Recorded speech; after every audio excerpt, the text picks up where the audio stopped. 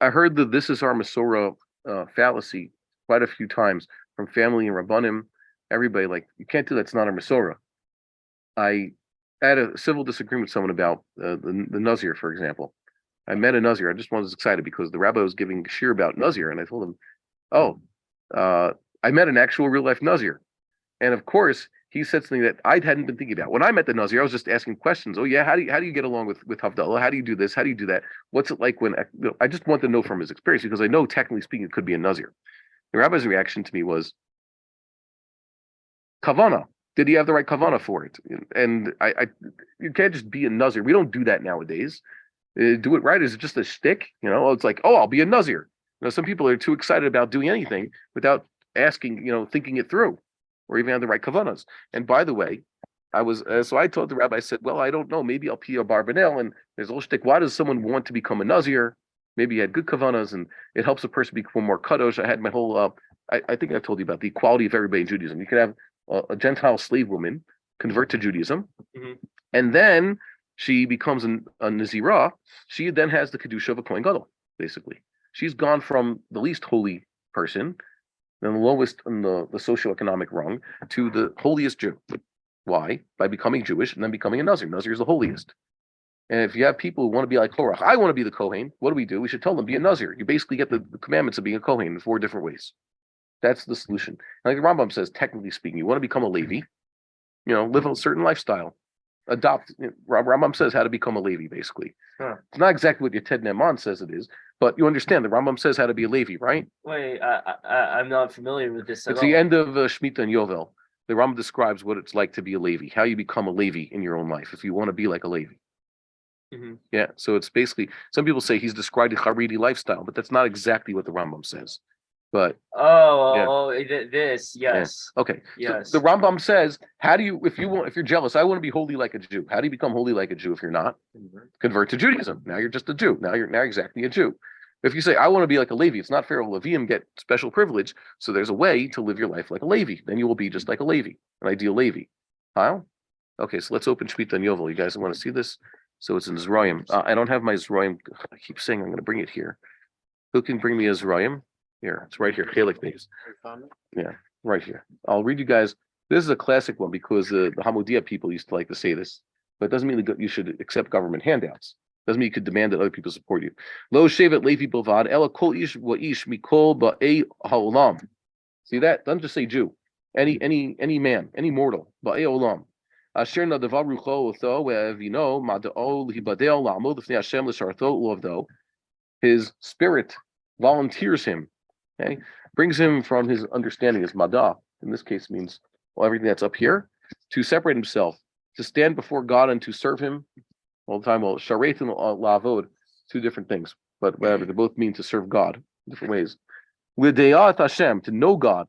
Ve'alach yashar k'moshe asahu Elohim. He walks honestly, yashar, just like God created him. So what happens? Ufarak me'al saro ol hachishavonot harabim asher bikshu b'nei adam. He removes from himself the yoke from his neck of the cheshbonot or cheshbonot, which however you vowelize it. Okay, so what does that mean? It means he detaches himself from this world. The other people they're too busy with other things. He somehow detaches himself, doesn't run after what everybody else is running after. Harezan kadesh kodesh kodashim. Okay. Now he's been sanctified. He's holy of holies. God will be his portion forever. Now we'll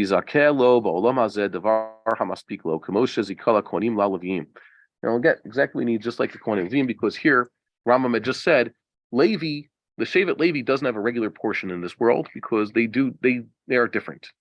There's a classic Rambam here where he says the Levim don't go to war like regular Jews. That means they don't go to war like regular Jews go to war, or they don't go to war like the regular Jews go to war, but they do go to war, but unlike them. So Rabbi Bar-Hayim is here pointing out that the Bnei Levi do go to war because we have rules about Kohanim and Yefas Toar and Hilchos Balachim. Yeah. There are certain rules about Kohanim go to war. So they say, yeah, sometimes Kohanim go to war and sometimes the Levim go to war. Kohanim and Levim are in one group and sometimes they don't. Some say, no, they even fought for Kibush Haaretz. I think it's a little bit of a stretch. I think that when it's war of national defense, that's all the examples we have of Kohanim and Levim actually fighting. But for conquering the land in order to get Nachala, for example, the Joshua Wars, the Kohanim Levim didn't fight. Some claim, yeah, even those they fought, they just were not fighting for any Nachalim, which is kind of weird because then there's no incentive. You can understand why their numbers are so small. Or what? What? The Levi cities. Yeah. So those are given to you. A city means like what? Okay. So, okay. The Levies. So that they are fought for by the tribes in which. Yeah. And then the tribes had to donate those cities. And by the way, what does a city mean back in the olden days? The entire territory is owned by the tribe. There's cities, there's different lands. So everything's divided up among all the tribesmen. But there's like 2 rows of houses in a walled area or whatever. There's a small neighborhood. Levim get to live there, and they get enough land around the city, for space. Certainly not enough to become agricultural, workers and all that. Right, just enough. Described in the smog. Yeah, that's all they get. So for them, it wasn't too much of an incentive that you get enough place to live. Nowadays, most people be like, "Oh, that's great," like a quarter acre of land and a house, yeah. But the point is, I for agriculture though. Yeah. We want it just for looking at it. Yeah. Okay. I don't think it's something. Fine. So either way, you guys get the point. That's how the Rambam describes how you become like a Levite, and the Rambam describes how you become like a Kohen. So everybody has a chance to be what they're truly aspiring to be. Can you also see what Moshe said? Go on. He was just like, "Watch, your brothers are going to go to war, and you're just going to sit here." Well, that's what he said to other tribes. Yeah, he said. Yeah. And because they wanted land without having to fight what everybody else was fighting. Well, I don't think it's kind of difficult to compare nowadays to back then because there's a few factors that I can think of right in my mind that are different. Number one, we should be fighting for kibush haaretz, but the fact is we aren't. Number two, we have a very bizarre governmental structure, and 3, we have modern weapons which require relatively little manpower, like in the past, and 4, but the way the people divide themselves socially are completely different from back then. So so this already happened in Second Temple times. What gave the right to land in Second Temple times? It says in the book of Ezra, they resettled the areas without a fight. Whatever they could grab onto and they settled, that was theirs. But ironically, even though the tribes were already mixed up by then, Shmuel, we have already, even at the times of the destruction of the Second Temple, the Kohanim still kept their own cities. That is, Kohanim lived in their own separate neighborhoods. Kohanic cities, what we call Kohanic, like a special place where it's just Kohanim living there, was something that Chazal knew about and Chazal experienced. There were Kohanic communities well into the last century. Yes. So, and they said there's a place near Jerba also, well known. That's where the Kohanim lived. Kohanim lived separately, as did to a certain extent Levim also. That always existed in Klal Yisrael. Just nowadays it's been gone. Where are we trying to go with this? Why would everybody want to become something that you can't be? So the rabbi was saying this, and so I gave him all that shtick. I explained why a person would want to become. He says, yeah, but you can't. That still doesn't make it right. That doesn't make it right that he became this, and you have to understand that. Did he maybe ask rabbinical advice? Is this the right thing to do? Because you see that people don't do this nowadays. Did the Chazon Ish become a Nazir? We have one example of one great rabbi becoming a Nazir. Oh, the one that told me. Yeah. One Talmud of Rav Kook became a Nazir. I don't know why he did such a thing, but then again, you look in classical times, it usually wasn't the Chachamim who became Nazirs. It was people who needed to do it became Nazirim. How many great examples? What? So is it looked down upon? You study Nazir at the beginning, you see that throughout, and in Nedarim also. In Nedarim, this is the refrain. In Maseches Nedarim, is it right to become a Nazir? There's a Nazir Chotei. There's a little underlying idea there, but some would say it's a mitzvah. And then you look at the very last Rambam in Haflah, in Hilchos Nazirus, which is in the Sefer Haflah, and the Rambam actually talks about this. Basically, that which I was discussing with the Rav then was basically what the Rambam is saying right at the end of Nazirus. How does the Rambam begin Nazirus? Look at this. He says, "HaNazirus he neder miklal nidrei isar." It's a neder among the nidrei isar. Isar is a person, sorry, isar al nafsho, takes upon prohibitions, correct? Mm-hmm. That's because the Nazir is taking it upon himself. And mitzvah says shegadel Nazir sar rosho. So the mitzvah is if he takes such a thing. So the mitzvah is he should grow his hair long. That's his crown, and he should avoid contact with the dead and not drink wine. Right. So that's what the Rambam describes. But the Rambam, like in Gerushin, the Rambam talks about how Gerushin happens. And then the Rambam at the very end says, like the Mishnah says, is it right to get divorced? The whole idea of the ethics of divorce is only discussed in the Masechta, right? You're familiar with the Machlokes among Tanaim. So the justification for divorce? So Beis Shammai take the approach, if I'm not mistaken, it's only if you have an ervas davar. Oh, right. And Beis Hillel say no, other things. Rabbi Akiva, who himself had a few wives over the course of his very, very long life, basically says no, even hikdicha tavshilo, or saw someone better looking. Okay, very easy standard. So the Rambam says, technically speaking, the halacha is quite makel, but it's not right to take advantage of this kula. That's in gerushin. You shouldn't do that. And then it says here, the Rambam finishes Nazirus also on the same note. Suddenly, the last halacha talks about the ethics involved in this. Remember, conditional Nazirus. The Mishnah has all sorts of examples. I'll be a Nazir if, or I won't be a Nazir if, and there are strange Lashonos, right? There's some funny cases. Okay, there's some funny cases, but that's just analyzing, is it right to do that? The Rambam says if a person makes a conditional Nazirus, I'll be a Nazir if, or I'll be a Nazir if not, v'chayotze bazeh, all those cases, harei zeh rasha. That's a rasha. A conditional Nazirus, it's like a bet. Nazirus kazo minidrei rashayim he. See, that's nidrei rashayim. The Gemara also says in the Darim the idea of Russia, the Nidrei Russia. Rishayim say all sorts of every neder and shvua and isser comes out of their mouth. Why? It's like, take for example, they said sailors, people who were cursed all the time. There was a Holocaust survivor. I liked his story of hiding out in Ukraine. He hid among the Gentiles. He pretended to just be a Ukrainian farmhand in the countryside. Didn't know he was a Jew until one stable girl mentioned to him, "You're not like all the other men. You don't curse. It doesn't just utter profanities all the time." They realized they might have blown his cover, so he started, using nivel peh. So Rashayim, people who don't have self-control, they use a lot of nivel peh, and a lot of, Nadarim and other things come out of it. That's why when we use nivel peh, they call it swearing, right? They take all sorts of shvuas all the time. So Rashayim have big mouths, and they say all sorts of things. Aval hanoder la'Hashem derech kedusha, a person who takes this vow to God in a holy manner, hareza na'em shubach.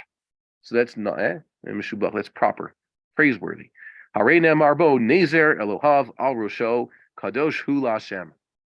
The crown of his God is on his head. He is holy to God. Okay, and the Nevi'im even equated him with the Navi. It says, for example, in Amos, "Well, akim ibnechem linviim u'yachurichem linzirim." God rose up among your young men. People became Nazirim and people became Nevi'im. So you could go both ways. So that's very interesting that I was seeing from perspective as, we're sitting here talking about the upcoming Passover, and there's a real life Nazir, and that's amazing. And the people who are a little bit more conservatively minded, because that's their tendency, and they're in Chutz La'aretz, and they're a little bit slow. I don't mean slow as not intelligent. I mean slow in following along with everybody who's just rushing ahead. So they are looking at the other perspective. Maybe it's not right. Maybe his kavanos were imperfect. We didn't ask him. And really, it's not my business. But still, we have to be a little bit cautious. And that basically puts a damper on a lot of things that we're trying to do. We have to remember, young people, I said, this is a movement of young people running to Har-Bayis, right? Is it because they're just young people and they're impetuous? Is it because we're all pachas kamayim? Or has this been thought out? The fact that the most calculated and serious men are doing this also, and the young people are following them, tells me it's not just pachas kamayim. Yes, there are some people who are pachas kamayim, but they're not following the rabbi. If you went to Har-Bayis following, let's say, Rabbi Yisrael Ariel, or Rav Dov Lior, Rabbi Ranovich, or Rav Tendler, or Rabbi Bar-Hayim, you went with, you followed him. Well, you went with Rabbi Chait, so I don't think there's pachas kamayim is animating you in that case. But pachas kamayim, it means the impetuousness. It's just the youth are just doing it without thinking, without consulting their elders. So pachas kamayim is dangerous. And people who take, let's say, a Nazir vow, it's like, I'm going to do it because, I took this didn't happen, like a bet, like the Rambam just said. There's ways to do these things right, and there's ways to do these things wrongly. Rightly and wrongly, we have to make sure that our kavanas are proper. So, being in America is very surprising. Like I said, you can understand if you're still in America, there's obviously a reason they're still in America. They're very conservative minded, and God willing, I hope they get more Jews. If you have idealistic Jews who are full speed ahead, then they're already here, right? They're not in America. There's my own Rebbeim. I think there's one Rav. I think he's trapped there. He basically he reminds me of his approach to halacha is basically Rabbi Bar-Hayim, but because he comes from one of the classic Lithuanian black yeshivas, and that's all he knows, he's never broken out of it. He doesn't know there's beyond, like he'd find his place more, let's say, here somewhere. But he's there. So that's unfortunate. And I could show you some of his farm. You'd realize that he came to me, he's even telling me, like, do you know anybody who's thinking like this and would understand this type of shtetl in the Gra and the halacha? I said, well, actually, yes. I know them. They're there, but you have to come. But there's some. I remember another Rav who was teaching us halachas 17 years ago. I told him you have to go to Eretz Yisrael. He even has a family here. Like, yeah, I don't speak Hebrew and I don't get along there. He's very Hasidish and very on the somber side. He didn't know. He doesn't have that connection. And I also saw that some people, Baruch Hashem, what takes them out of Eretz, takes them out of the Gullus? What is it? Takes them out of the Gullus? Their children. That's the best thing. The children go ahead, and that's what brings them out. That's the most important thing. If your kids want to come to Eretz Yisrael and just keep the Torah there, it means you did something right. And if all your kids end up doing that, so follow them. And thank God, I know quite a few people. That's what happened. They follow them. We would like to encourage our viewers to share these videos with friends and send in your responses.